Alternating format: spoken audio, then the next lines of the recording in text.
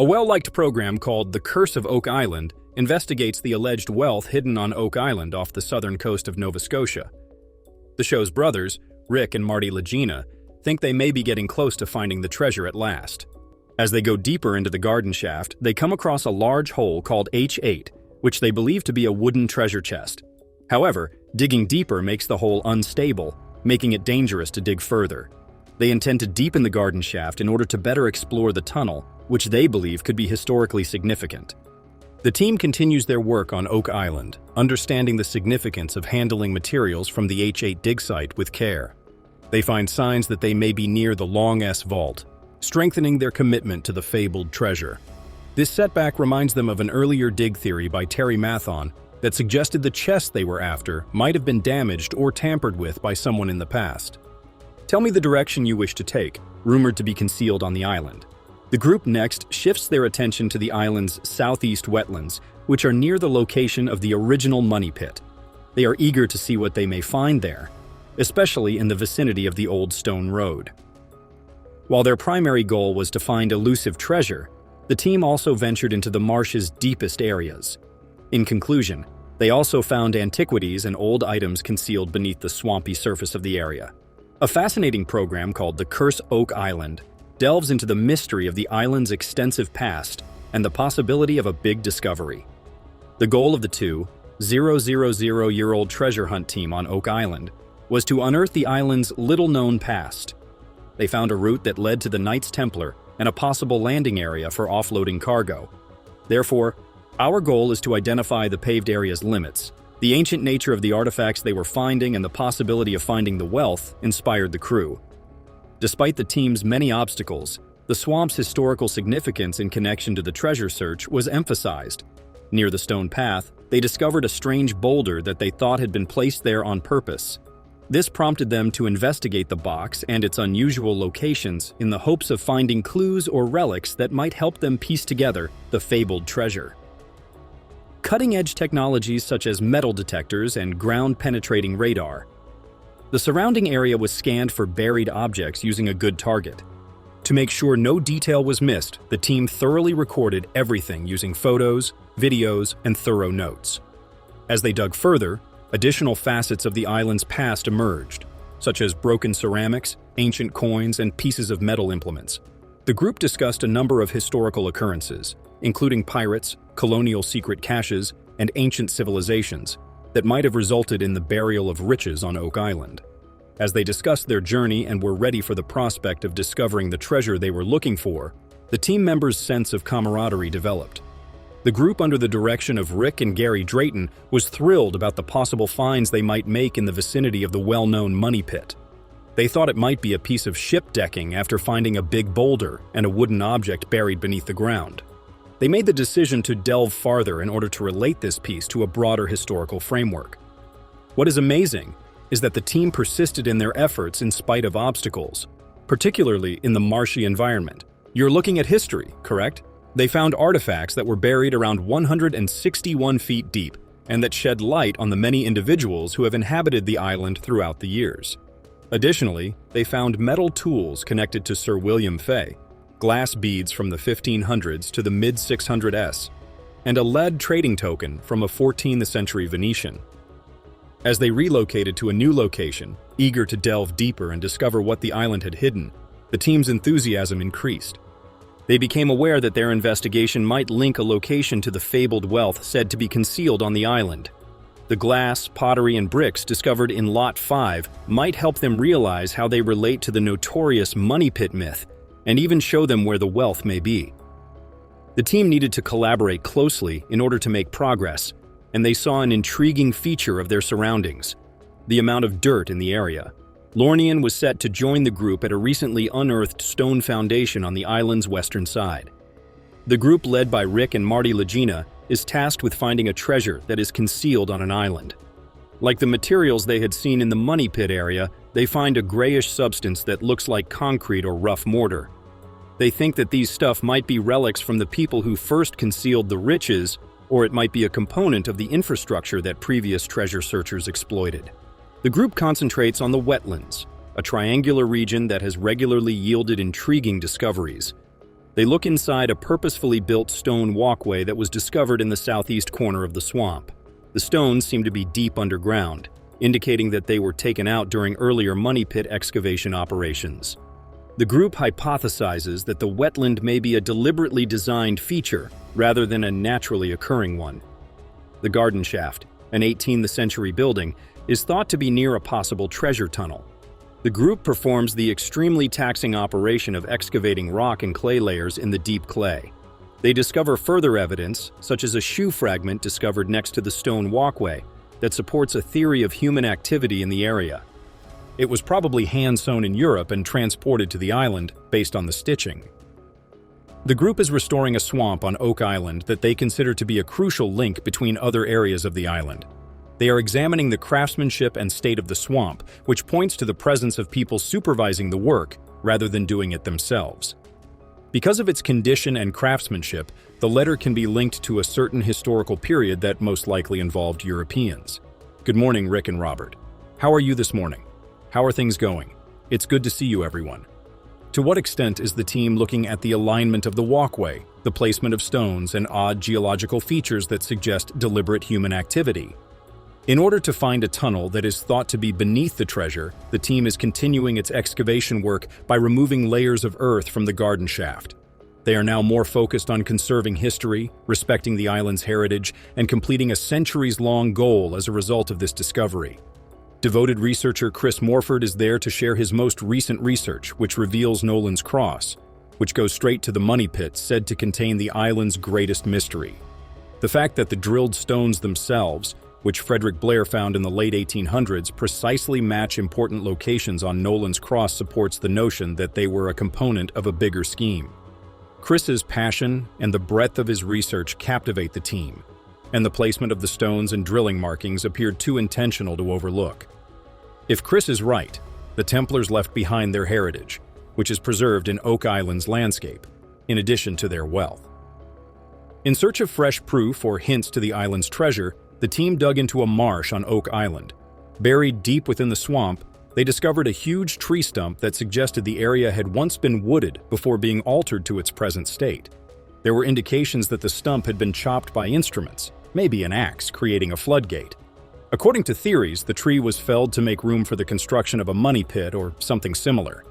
It was strange that there were no connected logs close by, because they were supposed to be a part of the plan to prevent the treasure from flooding. The following day, the team went back to the marsh and dug deeper into the triangle-shaped area in the hopes of discovering more signs of human activity. They found another stump with neat incisions that suggested it had been chopped with a tool, but the logs around it were gone. This supported the idea that the swamp had formerly been wooded and subsequently changed to its current state. The group then made a huge discovery when they dug 95 feet down and came across a 7-ton wide tunnel that led to the Baby Blob, an area thought to contain hidden wealth.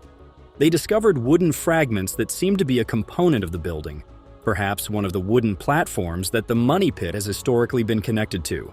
The building's age was suggested by the round timbers, which established a clear link to its builders. Knowing that they are now closer than ever to learning the truth about Oak Island, the team is resolved to keep going. Through past study and excavation efforts, the team has a lot of hopes for both during and after the addition of the shaft area. A lot of people are positive, excited about the discoveries that will be made, and interested in where they came from.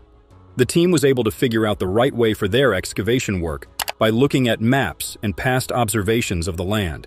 The garden shaft was the best place to begin the addition at any height and on a flat surface. With this going on, an area of up to 80 feet can be dug up, explored, and watched. This is a large underground area that should yield many artifacts during the process. One thing is certain about this whole operation: good things will happen, even though the team will face some problems along the way. Another good thing is that some problems are easy to solve with the help of the team's partners at Dumas Contracting Limited. The drilling company is helpful when there is no way to get to places with a lot of metal materials. They can also help with additions if needed. If we're lucky, no prize will be forgotten and the chances of finding the lost treasure are higher than ever. The Dumas team starts the job on a good note, ready to find out more. A few hours into the workday, some team members met in the war room as normal. But this time, It was to have a meeting with someone from LagIna Technologies. The purpose of the meeting was to go over the scientific reports of the money pit. A lot of the Oak Island team seems worried about what the reports might say. The study was mostly useful, and the LagIna Technology team worked hard to make sure it was correct. In the money pit area, the tech team put about 14 monitors into 5 boreholes. It's very, very deep, but most of the sensors were only 80 to 250 feet below the ground. This is very, very close to the tube. It wasn't just recently that the investigation was done. It happened as early as 2021, and it took almost 2 years to do all the necessary studies. This means that the report's conclusions are not based on quick observations, but on thorough study and testing. Based on the story, it looks like the sensors could pick up muons even when they were buried several feet deep. The representative said there were specific things to look for, like suits, voids, tubes that cross at the money pit, and strange things happening underground. The reports were shown clearly, showing how full the money pit was. The 3D picture shows that the areas with moderate density are yellow, the areas with low density are blue dots, and the areas with high density are orange and red. Based on how you look at it, places with a high density are more likely to have treasures, while areas with a low density are more likely to have tunnels, voids, or vaults. Based on the picture, the result is good overall. What should be the baby blob was found about 65 feet below the money pit, west of the garden shaft. There was a lot of stuff there. More than 112 feet below the surface, however, there is a low-density area. The team has a conflict of interest because the results mean they might not be able to get to the high-density area because Dumas Limited is still running. Luckily, this isn't the only place where there are a lot of people. An oddity was found about 85 feet southwest of the garden shaft and 230 feet below the money pit. It had a much higher density than other places. This information makes everyone think of their potential. It looks like Oak Island might have more than one prize. This fact has never occurred to searchers in the past or present until now. The team is willing to learn more about what has been found and agrees to use careful digging to try to find out more about the island. As the minute went on, another report was made about an odd, low-density area that Oak Island's team seemed to have looked into. It's different from other low-density, concentrated areas because it seems to cover a mythical, important spot. There have been many attempts to find Aladdin's cave, but it has been hidden by the void for a long time. The L15 hole was drilled, and a big hole was cut at the SDW of the garden shaft just a year ago. The cave was about 40 feet long and 12 feet wide, and there were drawings and other signs of human activity inside. When people were asked about the water in Aladdin's cave, they said it was heavily contaminated with heavy metals, and it looks like the water has some gold in it. It's possible that the cave has been found before, but if not, it has now because all the signs point to it being the right place for the mythological place to be.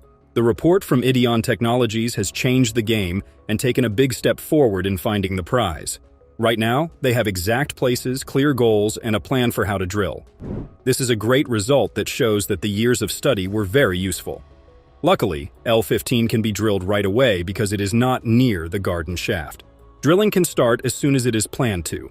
The meeting went very well because it proved what most of the team already knew.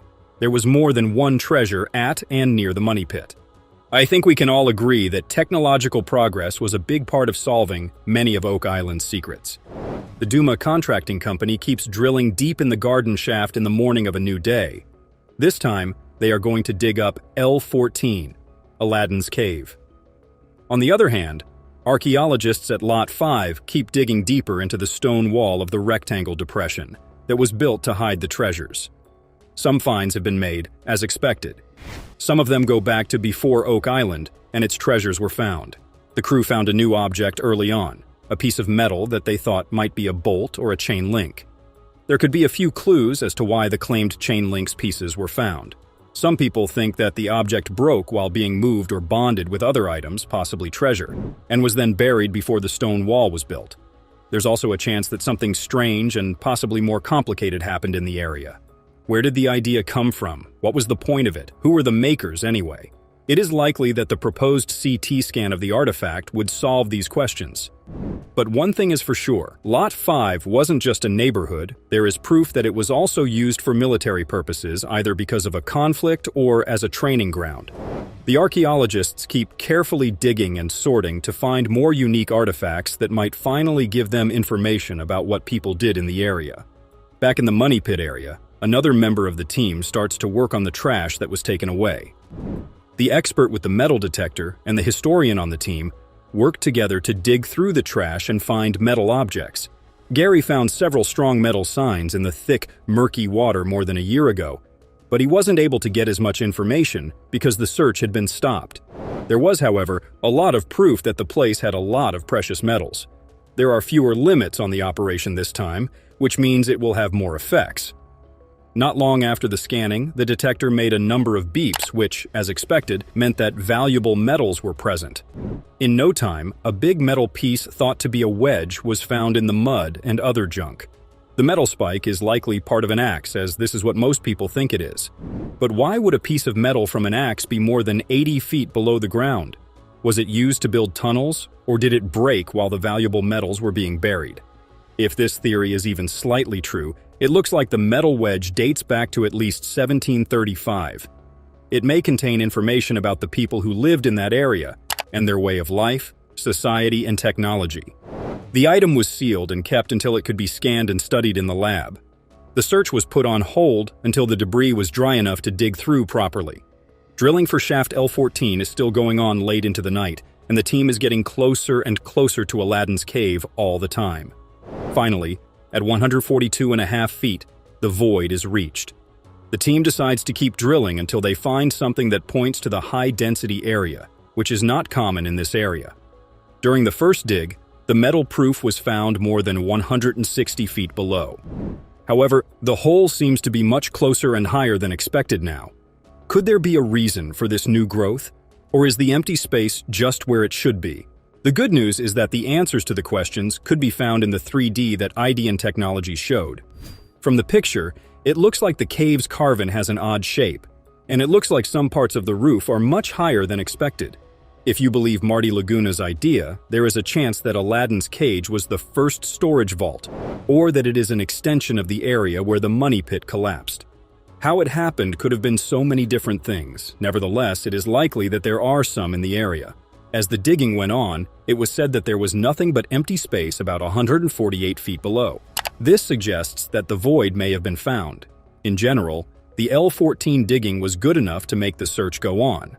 The team's next job is to put cameras, scanners, and sonar devices several feet into the hole to watch and record what's going on inside the soon-to-be-found cave and how it's built. To begin with, the hole will be left empty so that it can dry out and become clean enough for the devices to be put in. As soon as the new day starts, people from Dumas start drilling again in the hopes of getting past the empty space, while the rest of Oak Island's team goes to see how things are going at Lot 5. As usual, areas that might have artifacts have been marked with flags. The goal is to dig through these areas in the hopes of finding any artifacts. Things went well at the start of the search because the first flag spot found had a lot of metal materials in it. To get to the goal, a big chunk of dirt and rock had to be pulled out first. An old coin was found after a lot of cleaning and digging. It is thought to be much older than the coins that have already been found. The coin looks and feels heavy enough to be the real thing. Like the other artifacts, this one has been sealed so that it can be tried and studied in the lab. We hope that the results show that the beginning is correct. Find after find seems to support the idea that Lot 5 is located more than an acre farther west on the island, and may have something to do with the money out area. It might be an extension of it. Each team works hard to finish their jobs at the garden shaft and, of course, the Aladdin cave as the new day begins. Other people on the team were given different jobs. Some went to the interpretive center to get reports on the artifacts that had been found the day before. Archaeologist Laird Naveen confirmed that the object was, in fact, a piece of LED, and most likely a bag seal from a long time ago, when they were used to seal industry and military packages. This would have been around the 13th century. Not long ago, on Lot 32, an LED bag seal was found to match the LED trade token from the 1400s and the LED cross from the same year that was found at Smith's Cove. To back up his claim, Laird said that the seals were made from 2 LED circle pieces and pressed on in the 1300s, as shown by the cut section on the metal. Emma also did machine research using an X-ray fluorescence spectrometer, which is a type of radiation used to find out where things come from and what elements they are made of. The test results show that the LED seal is not completely pure. It has some iron elements and not much copper. Another report was made about the bag seals, but the results do not match up. There was one special find, though, that gave people some hope. Strange letters and marks were written on the top of the object that has not yet been recognized. Among the letters, KR was the easiest to see. The other letters were less clear. It looks like each member of the interpretive team found a match for the letters in their own way. The sample had the writing, "I lovely Parkers in London." The seal belonged to a cloth Parker from the 1700s who packed clothes into bales that weighed about half a ton before sealing and sending them. The seal found in Lot 5 could belong to the same person. There is a very good chance that things like military uniforms, weapons, maps, food, medicine, and other things like that were packed up, sealed, and sent to Oak Island at some time. It was said that the business was Army Parkers, which could mean that Lot 5 is a military base or a secret arms operation on the island. So far, the company's century has not been proven, but an entry's location suggests that it was founded around 1808. The fact that the letter I was used instead of J in the writing on the seal proves that it is much older than it seems. This way of writing I stood for John before it became outdated because of changes in language, but it has been used since 1524. It looks like the island keeps giving us clues to help us figure out what's going on. There's a chance that the British military and the Parkers did some things together in the 1500s. The real question is, what was delivered? The seal could have been left by someone looking for the lost riches. This person could have had tools, supplies, medical care, or whatever they needed at the time. The guess is that it might be hard to figure out who it is. However, literally and figuratively, we might never know. Back at Lot 5, Jamie Kuba says that the archaeologists are making progress in digging carefully into the square depression. But a new project has been started to use genomics EM38B to scan the area near the rectangle feature and look for artifacts. The archaeological department has an electromagnetic induction device. The gadget's job is to find out how the pressure force changes the ground. The soil is changed by things like floods, fire, erosion, and the movement of soil layers. It is still possible to figure out what happened at the site, even if the proof has been washed away or is almost gone. The EM38B uses its magnetic pulls to find buried metal objects, buildings made of wood or stone, and damage or disturbance caused by people. While testing EM38B, Jamie was told that something strange was going on in a certain place. It's pretty close to the circular depression, which could mean something and link the two places together in some way. Beforehand, there were set places to explore that were marked with ropes spaced about 50 centimeters apart. This makes it easy to check the breadth to see how big the problem is, how long it is, and exactly where it is. With this feature, the team isn't just searching randomly, they're searching in places that have been specifically chosen. As another morning sun goes down, the team gets ready for the work of the day. We start the day with a video call with Craig Tester and the rest of the team. The aim of the meeting was to read the carbon dating report of 100-foot-deep wood samples that were taken more than a week ago at the C5N27 borehole. The wood came from a recently found shaft that went into the baby blob and was located directly east of the garden shaft. If you like the movie so far, please subscribe to the channel.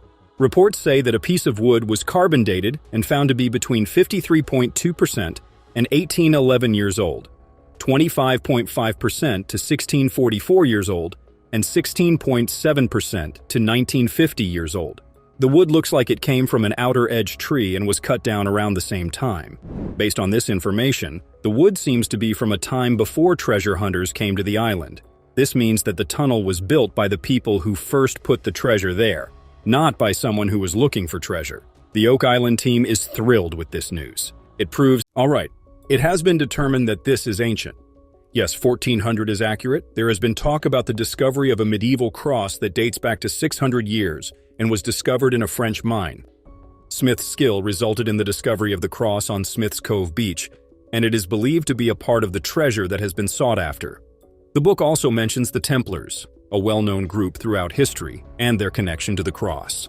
It gives the impression that the Templars were doomed to be destroyed, and that many of them escaped to avoid being put to death by the French King Philip, the Fair King Philip, and other various rulers.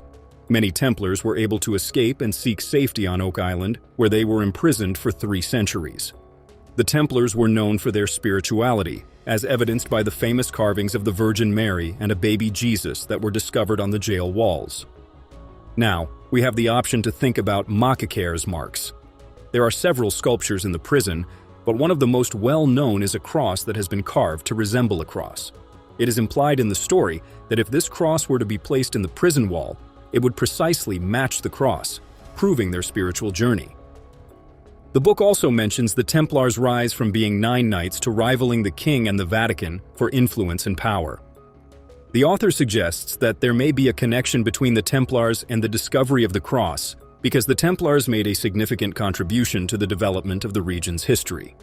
Disappointed, they find a big, heavy rock spike that looks like an old wharf pin and might have been a railroad spike after he just burned something out in here. The team believes it could be evidence of a ship's wharf on Lot 32, which is near the site where they found a possible old cargo bag seal a year ago. It was probably iron, more specifically, raw iron. It's really strange, but I like it, I love it. It's pretty cool that Romans were here. Or maybe Christopher Russo will look at it and give feedback later that afternoon.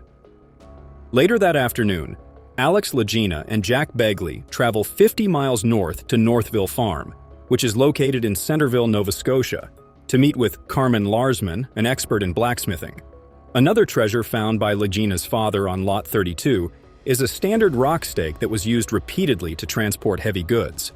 Given that the distance from the bag seal is approximately 50 feet, it is reasonable to assume that this was used for transporting a significant quantity of rock stakes and wedges during the period between 1710 and 1740. It is quite likely that the anchor spike of a ship was used in the process of discharging cargo. If this can help identify who may have been responsible for the mystery surrounding Oak Island, it may also help identify the true identity of the ship's anchor spike. The head is shaped like a mushroom and would be pressed into the rock before being punched out. The crew of Oak Island discovered a ship's log from 1746, and I believe that we all have a pretty basic grasp of the job in relation to Oak Island. The journal described a secondary operation that involved hiding a significant amount of wealth on an island covered in forest. The crew found the journal fascinating because it detailed a failed French attempt to retake Nova Scotia from the British. It is possible that the spike found in the same area as the possibly antique cargo bank seal is related to a French mission that was carried out in the 18th century with the purpose of burying treasure. These tools are compatible with the Duke d'Anville concept. Rick Lagena and his crew have convened in the war room to discuss an intriguing new development that they hope will provide new insight into the origin of their most remarkable discovery to yet the enigmatic lead cross. Craig Tester and Rick Lagena arranged for the cross to be examined at the University of New Brunswick using a process called laser ablation.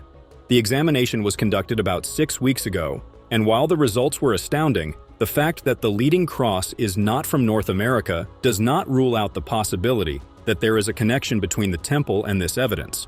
To further the tests, the group contacted the German Mining Museum. In addition to a vast database of metals and other mineral deposits from all over the ancient world, using his database of bodies and metals associated with European deposits where medieval mining took place, Charles is home to a pre-miner research archive in the field of mining archaeology. When Tobias Skronik, a geochemist at the German Mining Museum, compared the lead isotope data of the cross with the data he had gathered, he believes that the metal in question originated before the 15th century and possibly even before the 5th century. 4 years ago, Marty and Alex Lagena traveled to Rennes Chateau, a southern French village with strong ties to the Knights Templar that date back to the 13th century. There, they met with Toby Debler, a contemporary Grand Master of the Templars who believed that members of the Knights Templar had brought price-holy items to Rennes Chateau in the 14th century to protect them before shipping them to Scotland and then to Oak Island. There is a debate regarding the finding of a cross associated with the Templar-influenced area of France, and there is a chance that this will offer concrete scientific proof that the stories of a temple visit to Oak Island are true. This cross, which represents possibilities, may have been found in the 1300s or 1400s. If the search continues, it could turn out to be the most historically significant relic ever found in North America. Dr. Travis Taylor, an aerospace engineer, is asked to share his theory about what might have happened on Oak Island in accordance with Freemasonry's tenets. Hiram, the principal architect of King Solomon's Temple in ancient Jerusalem, used the hand of God, holding a chalice or Holy Grail as a symbol. In addition, Freemasons who are interested in studying the cross are Freemasons, and the drawing template that is provided to all Freemasons who join the third and highest degree of the order contains several well-known religious images, such as the Holy Grail and Jacob's ladder to the skies when viewed from above the star that seems to be the Pleiades. It's possible that archaeoastronomy is related to the island, and a star map that links the constellation Taurus to particular locations on Oak Island and two other nearby islands could serve as a starting point for additional research. What I believe is that the oldest Templar commandery or place in Portugal, maybe in Europe, Wow, which is a component of the constellation Taurus, is actually a star. Gary and the other members of their Oak Island team have been invited to explore the island and talk about the first potential spot for the cross's placement. Another subject they cover is the possibility of learning more about the location of the cross and its significance in North American history. Travis Taylor and his team are looking into a star map in the area, focusing on the lot lines and a large boulder near the lot line between 3 and 2.